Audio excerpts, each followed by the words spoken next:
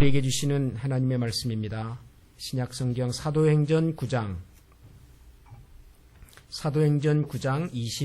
26절에서 31절까지를 교독하겠습니다.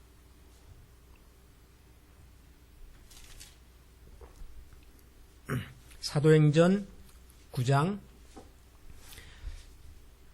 26절부터 31절까지를 한 절씩 교독하겠습니다.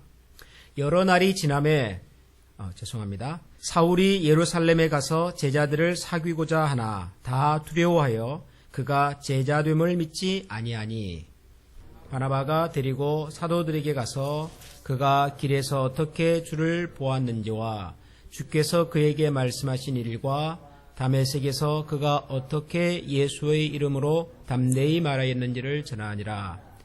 사울이 제자들과 함께 있어 예루살렘에 출입하며 또 주 예수의 이름으로 담대히 말하고 헬라파 유대인들과 함께 말하며 변론하니 그 사람들이 죽이려고 힘쓰거늘 형제들이 알고 가이사라로 데리고 내려가서 다소로 보내니라. 그리하여 온 유대와 갈릴리와 사마리아 교회가 평안하여 든든히 서가고 주를 경외함과 성령의 위로로 진행하여 주가 더 많아지니라. 아멘. 사순절 특별 새벽기도의 기간 이제 세 번째 주간이 시작이 되었습니다. 지난 2주간 동안 함께 기도하고 말씀으로 함께 하신 여러분들 주님의 이름으로 격려드립니다. 이번 주간에도 더 변함없이 말씀과 기도를 함께하는 그런 시간이 되면 좋겠습니다. 사순절 특별기도의 3주차를 맞이하여서 오늘은 특별한 손님들도 방문하셨습니다. 주일학교와 유스그룹을 대표해서 우리 3명의 자녀들이 또 참여했는데 참 잘했습니다. 예, 감사드리고요. 오늘은 사도행전 9장 말씀을 함께 잠깐 살펴보려고 합니다. 사도행전, 사도들의 행동과 행적을 기록한 책이다. 그렇게 제가 설명을 드렸습니다. 그래서 사도행전을 읽어보면 예수님의 제자였던 사도들의 행동이 중심으로 기록이 되어 있습니다. 베드로를 비롯해서 예수님의 직접 제자는 아니지만 그러나 예수님의 직접 제자에 견줄 수 있는 바울이라고 하는 그런 또 제자도 등장을 하고요. 그리고 제자는 아니지만 사도는 아니지만 초대교회의 중요한 지도자였던 스데반 또 빌립 이런 분들에 관한 내용도 기록이 되어 있습니다. 사도행전을 읽어보면 그래서 초대교회를 중심으로 해서 활동했던 아주 중요한 분들에 관한 기록들이 등장을 하지요. 그런데 이제 그 중에 베드로나 바울이나 혹은 스데반이나 빌립만큼 우리에게 알려져 있지는 않지만 그러나 이 사도행전의 이 역사 속에서 굉장히 중요한 역할을 했던 한 분이 오늘 우리가 읽은 성경 속에 있습니다. 그분의 이름은 바나바라고 하는 분입니다. 바나바. 이 바나바는 원래 이름이 아니라 예수님의 제자들이 붙여준 별명입니다. 예루살렘 교회에 아주 중심적인 역할을 했던 분 중에 한 분이신 것 같아요. 이분이 원래 이름은 요셉입니다. 요셉. 이분에 관한 기록이 제일 먼저 등장하는 것은 사도행전 4장 마지막 부분에 보면 오순절날 이제 사도들이 중심이 되어서 복음을 전하고 많은 사람들이 이제 모여서 예루살렘 교회가 이제 형성이 되지요. 그럴 때 이 모인 사람들이 그 은혜를 받은 그 감동을 가지고서 자기들의 재산을 다 팔아서 교회에 헌금을 합니다. 왜냐하면 그 당시 교회는 가난하고 약한 분들이 굉장히 많았거든요. 그래서 재산을 가진 사람들이 자기의 재산을 다 팔아가지고 교회에다가 이렇게 드리면 교회는 그것을 가지고 가난하고 어려운 사람들을 돕는 일에 사용을 했던 거죠. 이 일을 잘하기 위해서 7분의 지도자를 세운 것이 그게 사도행전 6장에 나오는 우리가 말하는 초대교회 7 집사님들이라고 부르는 분들이라고요. 그러니까 성도들이 자신의 재산을 팔아서 교회에 드리고 하는 이런 봉사활동을 할 때 그때 이 바나바의 이름이 등장을 합니다. 바나바라고 하는 사람이 있는데 그 사람은 원래 출신이 구브로, 구브로 출신이고 뭐 레위 지파 출신인데 요셉이라는 사람이 있는데 그 사람이 자기 전 재산을 팔아서 교회에 들었다. 그런 내용이 나옵니다. 그래서 제자들이 그 요셉의 이름을 바나바라고 불러줬다는 겁니다. 바나바라고 하는 말은 권위와 위로의 아들 그런 뜻입니다. 권면, comfort, 영어로 말하면 위로, encouragement 이런 말 있죠. 그러니까 이 별명 속에 이 사람이 어떤 사람인가 하는 것이 확 다가오죠. 이 사람은 자기의 재산을 가지고서 약하고 어려운 사람들을 돌아보고 위로하고 격려하는 이런 일을 참 잘했던 사람이죠. 그래서 사도들이 이 요셉은 우리가 바나바라고 부르자라고 했다는 거죠. 그 이후로 이 사람은 바나바라는 이름으로 등장을 합니다. 오늘 우리가 읽은 이 사도행전 9장에서 이 바나바가 우선 등장을 합니다. 이 9장의 내용의 배경은 사울이 원래는 예수님을 믿는 사람들을 막 잡아가두는 교회를 박해하는 핍박하는 사람이었지 않습니까? 스데반이 죽을 때 바로 그 현장에도 있었고 그리고 예루살렘에 큰 박해가 일어날 때 선봉에 서서 많은 그리스도인들을 잡아오게 가두던 사람입니다. 그런데 이 사울이 또 다른 그리스도인들을 잡으러 가다가 다메섹이라고 하는 길상에서 부활하신 예수님을 만나죠. 그리고 이 예수님과의 만남이 바울이라는 사람의 인생을 바꿔버립니다.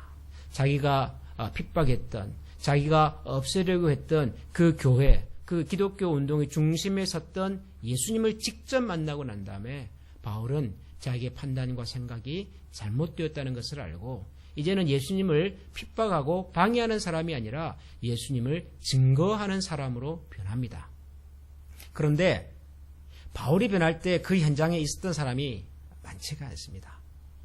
바울과 함께 갔던 바울의 일행 몇 사람 정도. 아무도 바울이 길에서 부활하신 예수님을 만났다는 사실을 아는 사람이 없습니다.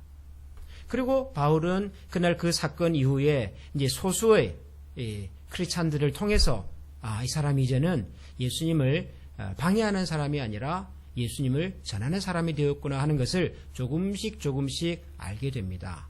아나니아라고 하는 제자도 그런 과정에서 도움을 주기도 하고요. 그러나 아직까지 이 바울은 예루살렘에 있는 지도자들에게는 예수님을 만났고 그가 변화되었고 그가 이제는 그리스도를 전하는 사람이 되었다는 것을 확신으로 줄 만큼 그렇게 알려져 있지는 않은 상태였습니다. 이런 상황 속에서 바나바가 바울을 데리고 사도들에게 갑니다. 사도들에게 가서 이 바울이라는 사람이 다메섹으로 가는 길에서 예수님을 만난 일과 예수님을 만나고 난 다음에 그가 어떻게 변화되었는가 하는 것을 사도들에게 다 설명을 해줍니다. 그리고 그 제자들과 사도들이 있는 그 자리에서 바울은 그가 만났던 예수 그리스도에 관해서 얘기를 하고 그리고 복음을 전하는 그런 전도자의 모습을 우리에게 보여줍니다. 이 바나바는 나중에 또 한 번 더 등장을 합니다. 언제 등장을 하냐 그러면 이 바울이 이때 이제 예수님을 전하고 그리고 사도들에게 인정을 받고 그렇게 하기는 했었지만 여전히 아직까지 예루살렘 교회의 그런 지도를 전폭적으로 받는 상황은 아직은 아니었습니다. 그런 상황에서 예루살렘에서 일어난 그 박해 때문에 많은 사람들이 흩어지지 않았습니까? 그래서 빌립이 사마리아로 가게 됐고 또 사마리아에서 또다시 에티오피아의 신하를 만나게 되는 그런 기록들이 나왔는데 그때 흩어졌던 사람들이 어디까지도 갔냐 그러면은 안디옥이라고 하는 곳까지도 갑니다. 안디옥. 요즘 이름으로 안티오크라고 말하는 굉장히 유명했던 고대 도시입니다. 이 안디옥은 로마가 직접 다스리는 로마의 직할시 중에 하나였습니다. 사람들이 많고 상업이 번성하고 많은 사람들이 모이는 그 안디옥이라고 하는 곳에까지 제자들이 흩어져서 복음을 막 전했던 거죠. 교회가 생겼죠. 안디옥에 교회가 생겼습니다. 안디옥에 교회가 생겼다는 말이 예루살렘에 있는 사도들에게도 전해졌습니다. 그래서 사도들이 그러면 저 안디옥에 우리가 사람을 좀 보내서 거기 있는 교회의 성도들을 좀 잘 돕고 지도하도록 하자. 그렇게 의논을 했습니다. 마치 빌립이 사마리아에서 복음을 전하고 사람들이 모이니까 그때 제자들이 파송이 되었던 것처럼 안디옥에도 교회가 생겼다는 얘기를 듣고 예루살렘에서 대표를 파견하기로 했습니다. 근데 누구를 보내냐면 바나바를 보냅니다. 사마리아에 교회가 세워졌을 때 파견된 사람이 베드로입니다. 안디옥에 교회가 세워졌습니다. 그러면 교회를 대표해서 보낼 만한 분이 적어도 예수님의 제자급은 되어야 되는 거죠. 베드로가 됐든 야고보가 되었든 안드레가 되었든 그런 지도자들이 있으니까요. 그런데 누가 파견이 되냐 그러면은 바나바가 파견이 됩니다. 그리고 바나바가 파견이 되어서 안디옥에 있는 성도들을 돌보는 동안 안디옥 교회가 더 부흥을 합니다. 그런데 안디옥 교회가 부흥이 되니까 이 바나바가 누구를 데려오냐 그러면 바울을 데려옵니다. 그때 바울은 자기 고향 다소라고 하는 곳에 가서 이렇게 살고 있었는데 그 바울을 데려와서 안디옥에서 함께 동력을 합니다. 그리고 안디옥 교회가 이제는 좀 더 적극적으로 복음을 전하기 위해서 선교사를 파송을 했습니다. 성경에 나타난 최초의 선교사 파송식입니다. 안디옥 교회. 누구를 보내냐 그러면 바울과 바나바를 보냅니다. 제가 언젠가 복음서에서 예수님이 이스라엘 사람들에게 등장할 때 가장 결정적 역할을 했던 분이 세례 요한이었다. 그런 말씀을 드린 적이 있습니다. 왜냐하면 예수님이 등장할 때는 예수님보다 세례 요한이 훨씬 유명한 사람이었기 때문에요. 사실 세례 요한이 예수님을 그렇게 소개해 줬기 때문에 어쩌면 예수님이 처음부터 이스라엘의 많은 사람들에게 영향력 있는 사역을 할 수 있었을는지도 몰라요. 세례 요한 사람이라고 하는 그 후광 엄청났거든요. 그런데 이 바울도 마찬가지입니다. 바울이 예수님을 방해하고 핍박하던 사람으로 살다가 예수님을 만나기는 했으나 아직까지 그가 어떤 사람인지가 검증되지 못했고 사람들에게 확인되지 못했던 상황입니다. 그런 사울을 불러다가 사도들에게 사울이 어떤 사람인지를 설명하고 그리고 그가 파견되었던 안디옥 교회에서 교회가 부흥할 때 또다시 이 사울을 불러다가 자신의 동력자로 함께 일하게 만들고 그리고 최초의 선교사로 파송이 될 때도 혼자 가지 않고 바울과 함께 어쩌면 이 바울이라는 사람이 우리가 알고 있는 바울이 되기까지는 바나바라는 사람의 적극적인 도움과 조력이 아니었으면 불가능했을는지도 모릅니다. 그래서 요즘은 이 바나바라는 사람을 조명하는 그런 움직임들이 좀 있습니다. 교회에서. 어떤 교회 가면 바나바 사역 이런 팀이 있어요. 혹시 여러분들이 들어보시는지 모르겠어요. 교회에 바나바 사역 이런 게 있어요. 여러분 짐작해 보십시오. 바나바 사역 뭐 하는 사역 같습니까? 도와주는 사역이에요. 도와주는 사역. 교회 처음 오는 사람들이 교회에 잘 적응할 수 있도록 도와주는 그런 팀을 바나바 팀 그렇게 부르는 교회들이 있어요. 신앙생활의 시작은 했으나 아직까지 신앙생활의 기초를 잘 다가지 못하고 그래서 많이 힘들어하고 어려워하는 사람들, 신앙의 초보 단계에 있는 사람들을 돕는 이런 사역을 하는 사람들을 바나바 팀 그렇게 부르기도 해요. 저는 우리 교회 안에 바나바와 같은 그런 정서와 마음을 가진 사람들이 많으면 좋겠다는 그런 소망을 갖습니다. 교회는 아주 훌륭한 하나님의 나라를 위해서 크게 쓰임받을 수 있는 잠재력을 가진 훌륭한 분들이 참 많습니다. 그런데 그런 분들이 처음부터 크게 아주 위대하게 그렇게 쓰임받지는 않습니다. 누구나 할 것 없이 그 첫 걸음과 시작은 미미할 수 있습니다. 잘 보이지 않을 수 있습니다. 작을 수 있습니다. 그럼에도 불구하고 그 영혼과 그 사람이 가지고 있는 그 마음의 소원과 중심과 그리고 하나님 앞에서의 그 아름다운 마음을 발견해주고 격려해주고 그리고 그것을 개발시켜 줄 수 있는 그 과정에서 자신이 할 수 있는 최소한의 도움과 위로와 권면을 통해서 그 사람이 하나님 앞에서 온전하고 건실한 신앙의 인격으로 설 수 있도록 돕는 일. 이것은 굉장히 중요하고 굉장히 가치 있는 일이죠. 저는 우리 교회가 비교적 그런 교회를 잘 하고 있는 교회라고 자부합니다. 우리 교회에 이렇게 처음 방문하신 분들을 통해서 제가 들어보면 우리 교회에 등록을 하고 우리 교회에 대해서 좋은 생각을 가지게 되는 이유 중에 하나가 처음 방문했을 때 많은 분들이 적극적으로 호의를 가지고 이렇게 가까이 다가가 준 것을 고맙게 생각하신다는 말씀을 많이들 하십니다.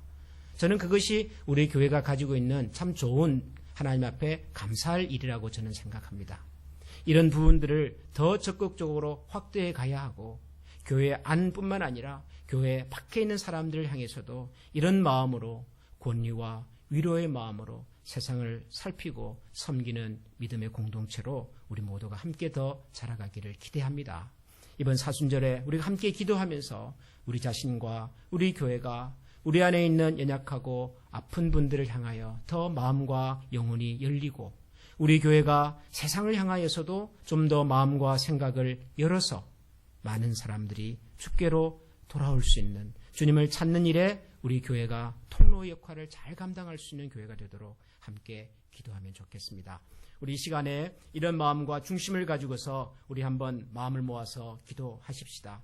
먼저는 우리 자신이, 우리 개인이 바나바와 같은 그런 영성과 그런 열린 마음과 우리 주변의 사람들을 돌아볼 수 있는 깊고 넓은 마음과 생각의 소유자로 하나님께서 다듬어 주시도록 기도하십시다. 편견에 의해서 나의 경험과 나의 주관에 사로잡혀서 사람들을 가슴에 품는 일에 부족하거나 소홀한 점이 없었는지를 돌아보게 해주시고 가슴을 열어 많은 영혼들을 주님의 이름으로 품을 수 있는 신실한 사람들이 되게 해달라고 기도하십시다. 우리 교회가 우리 간에 있는 사람들을 품을 뿐만 아니라 교회 밖에 있는 영혼들까지도 품어낼 수 있는, 그래서 참으로 세상의 빛과 소금이 될 수 있는 교회로 살아가도록 우리 교회를 위해서도 한번 같이 기도하겠습니다. 우리 시간 다 같이 마음을 모아서 기도하겠습니다.